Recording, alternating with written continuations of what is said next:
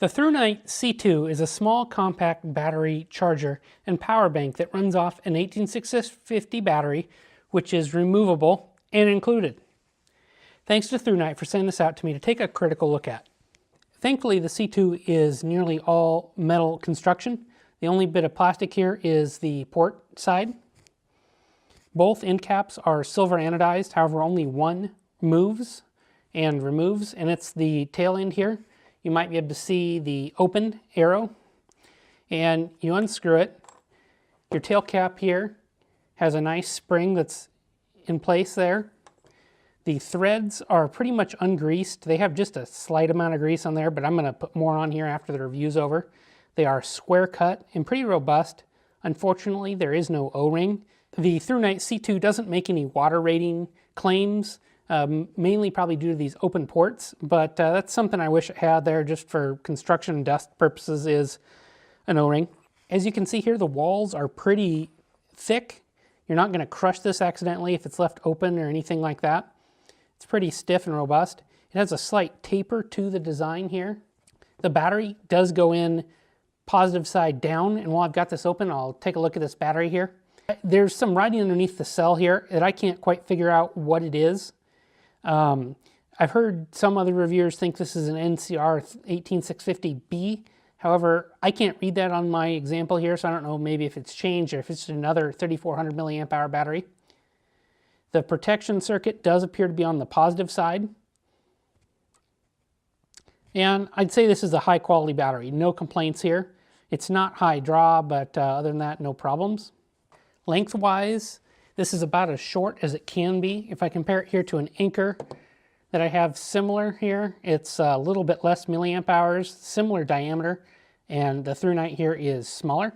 More about that in a second. Length came in at 92.5 millimeters. Width at its thickest point was 24.5 millimeters. Weight with the included battery is 82.9 grams.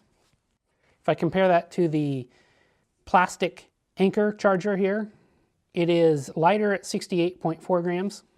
I had just a slight problem with the construction of the C2. When I got it, my inside plastic bit here just wasn't completely sealed down. I was able to take a micro USB cable here, just plug in the A side and just rotate it all the way, just like you saw there, tighten it up, and I've had no problem since. So if yours maybe isn't super reliable when you get it, make sure you tighten it down there. As I was mentioning before, the battery goes positive end up. I was able to test it with a flat top.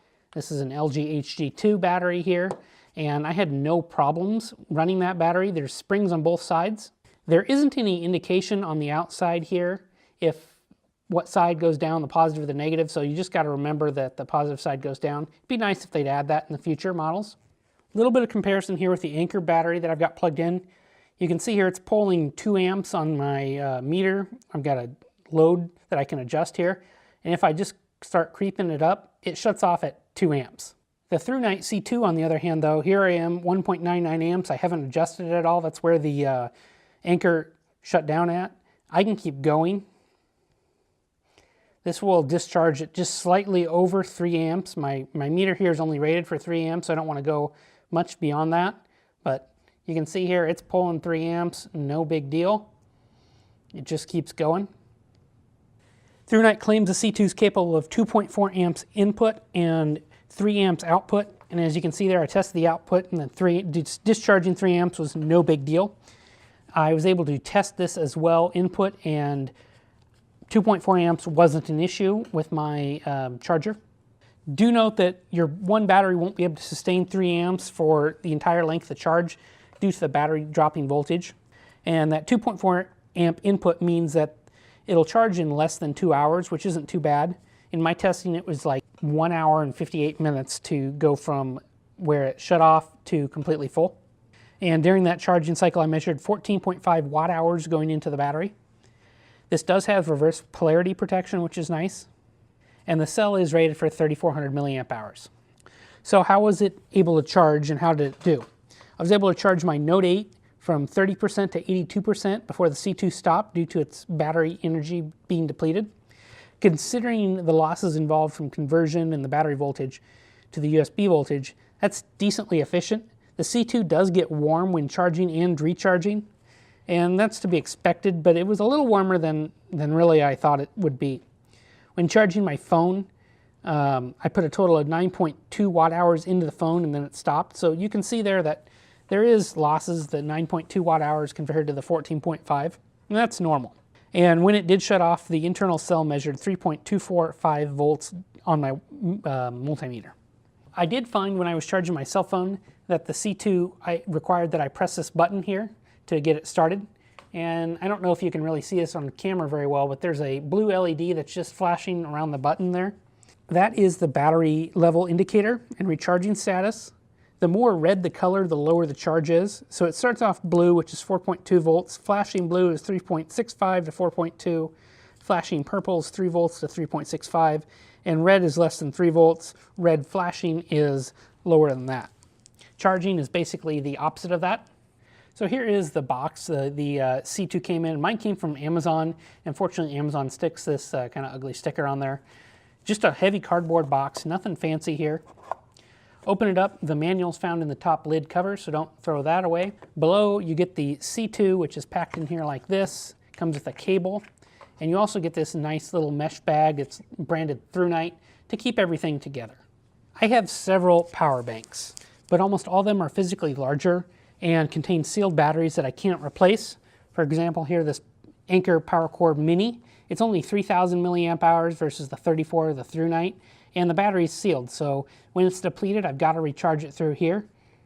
It also can't do anything but charge and recharge itself. The Thrunite, on the other hand, though, it acts as an excellent power bank. It can discharge up to 3 amps and charge at 2.4 amps, which is the fastest that I have of this size category. It also has that ability to charge other 18650 batteries. This would make an excellent travel charger or something like that. It also acts as that great little power bank to take around with you. For me, it's probably going to live in my camera bag. When I'm traveling, it'd be easy to top up my phone through the day if I include a USB-C cable, which I have on the way. I also see this working out well in a bug out bag or tornado prep bag, since it acts as both a power bank and a recharger. In that situation, I'd probably use it more as a recharger. Even though it's less efficient, I could go off the 2 or 3 power banks that I have in my bag ready to go. This is a nice little option for you to serve as a charger and recharger for your 18650 batteries.